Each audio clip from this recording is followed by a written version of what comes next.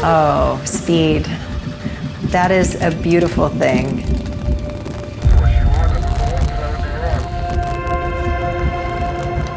When I am going fast, the faster I go, I talk about how slower everything seems to be. Ready back here. There aren't that many records that are out there that a woman has never even attempted to do. My name is Denise Mueller-Korenek, and I'm attempting to be the fastest human on a bicycle. And she is underway right now, looking for 170 miles an hour. That would establish her as the fastest bicycle rider in the world.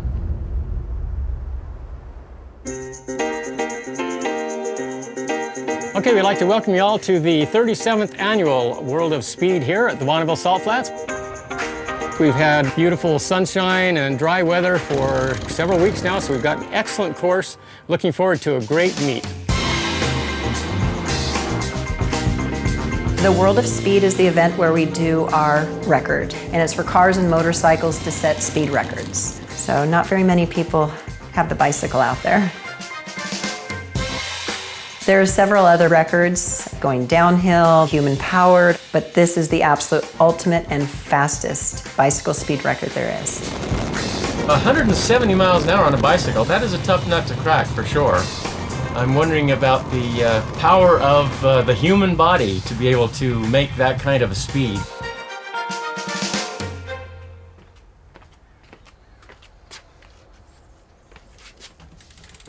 The amazing thing about Denise is that she seems to excel at anything she sets her mind to do. In my mind, it's gut level enthusiasm is more important than raw talent.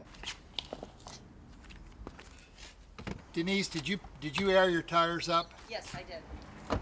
Fortunately, she has both, but it's the enthusiasm that gets the job done.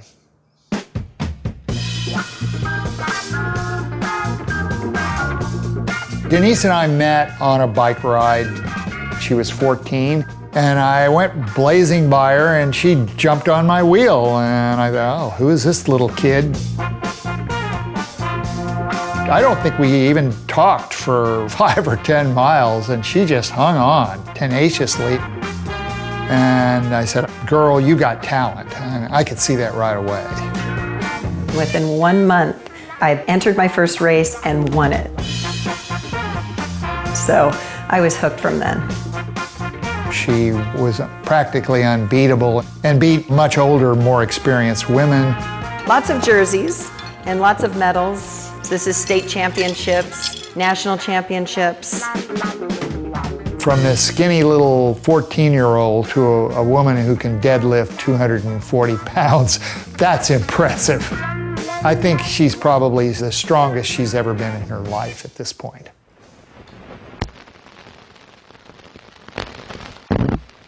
The Pace Bicycle Land Speed Record is where a cyclist is drafting behind a motorized vehicle. In 1973, Dr. Alan Abbott went 139 miles an hour. He was the first one to take the Pace Bicycle Land Speed Record to Bonneville. And then in 1985, my coach John Howard went 152 miles an hour. I think this is it.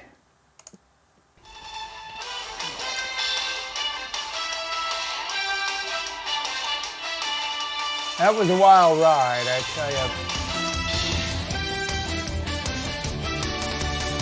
The record that I broke in 1985 stood for approximately 10 years. It was broken by Fred Rompelberg from the Netherlands. He went 167 miles an hour, and that is the record we're after now. If I can take this record back for me and John, then it's going to feel damn good.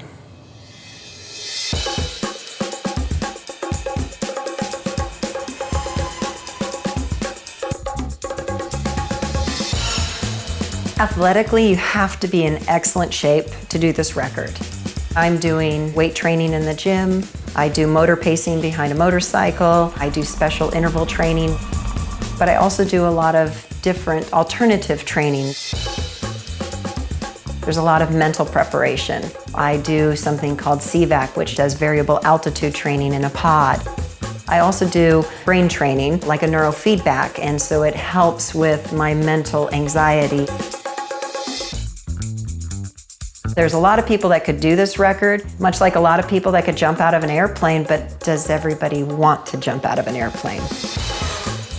I've talked to a lot of cyclists that I think would be great to go out there to do this record, and they think I'm nuts and they don't want anything to do with it.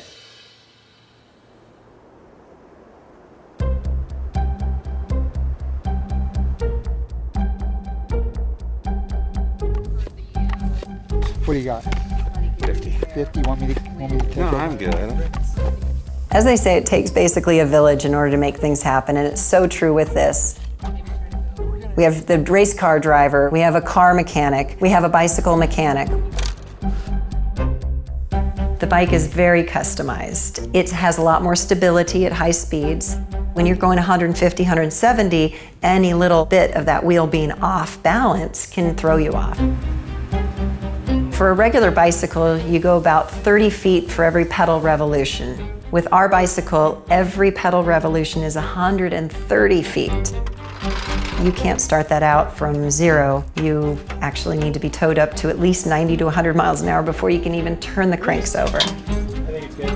The reason why she follows the car for the duration of the record is to break this wind resistance. To go 170 miles an hour on a bicycle is not possible without a pacing vehicle. I'm towed for roughly the first mile. And then I release, and I'm under my own power in the draft for the next 4 miles, including that all-important last mile, which determines my official speed. When you're going 170 miles an hour, something very quick and small can happen, and it can be disastrous. A crash at that speed could be fatal. You know, that's the reality of it. Okay, up next, Denise Mueller-Korenek. She is riding a bicycle. That's a very unusual vehicle out here on the Bonneville Salt Flats.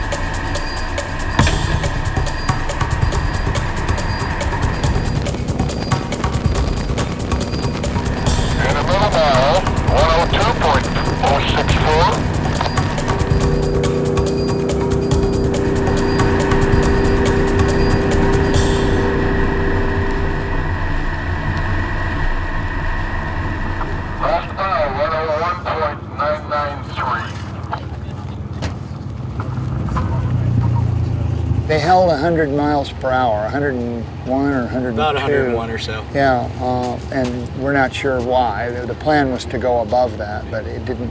For whatever reason, they know themselves pretty well, so. Well, unfortunately, the GPS did not work on Shay's vehicle. She didn't know what speed she was going. She was signaling me to release, so I released. And I'm working my ass off, excuse me, but I shouldn't even release until at minimum 110. And I was released at 100 or just below.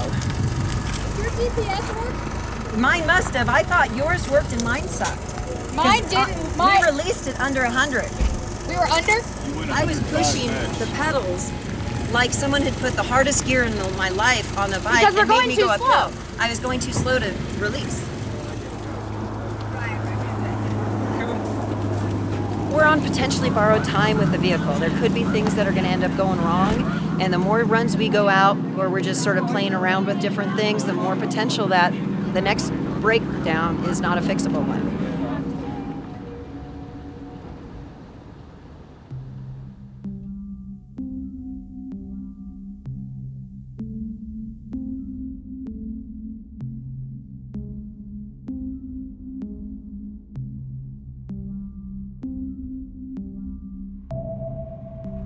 Well, I stopped racing in 1992. I was getting a lot of anxiety as a result of the bike racing, and I really wanted to move on. Oh yeah, I remember that day very clearly. It was at the national championships for juniors held here in San Diego, but I was watching her warming up and I thought, uh-oh, this is not the girl I've been working with at all. She's been pushed too hard, and sure enough, she bombed completely. I figured every time I showed up, everybody wants me to win, and I had family situations. My parents had gone through a divorce. I saw an opportunity to help my dad out in the family business, and I jumped at doing that. She cold turkey dropped it, joined her father's company, and got out of the sport completely. And that's pretty much what I did for a little over 20 years. Okay, well, here are my three boys.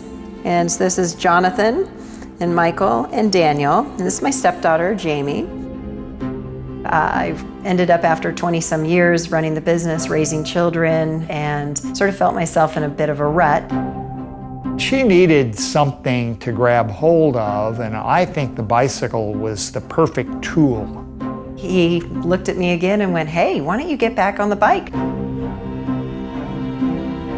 Again, talent was obvious. You know, here she's 38, 39 years old, and we were training hard right away. And I suggested, hey, let's go for the land speed record. No woman has ever, in the history of mankind, ever done that. This will be a first. I say it's almost like a match to gasoline. It took me less than a half a second to go, oh, I'm in.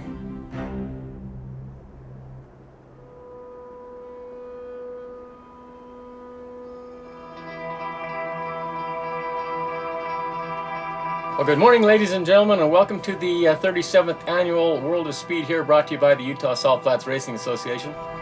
This is day number 3, the final full day of racing here on the Bonneville Salt Flats. So if you're out to get a record, today's the day to do it. We're looking forward to a wonderful day of racing, and good luck to all of you.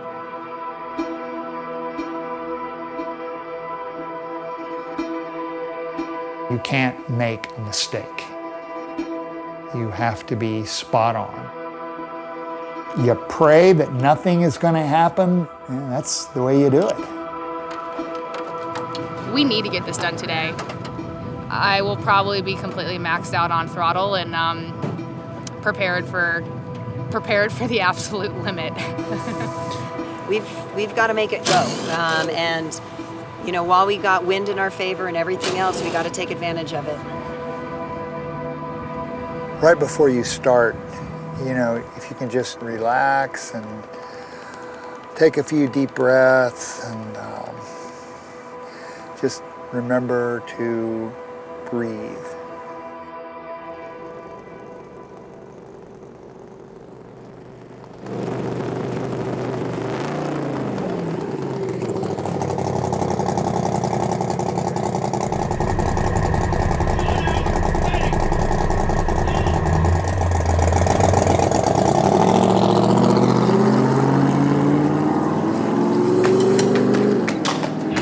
Underway right now, looking at the bicycle, pedaling behind the Leicester as it accelerates away from the line, looking for 170 miles an hour. That would establish her as the fastest bicycle rider in the world. Getting out there and setting goals and doing this land speed record gave me a whole new focus. 163 in the first mile. Nobody holds on to a record forever. You got to understand that, but boy, the challenge of being able to go for it, that's what it's all about. In the second mile, 176.633. Okay, she's doing it. It's turned out to be one of the most wonderful things in my life. Last mile, 183.932. Whew, she has done it. She is now the fastest human on a bicycle.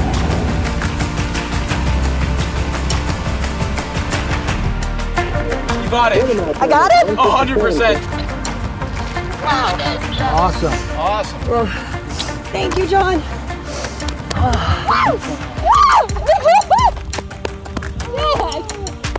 Damn!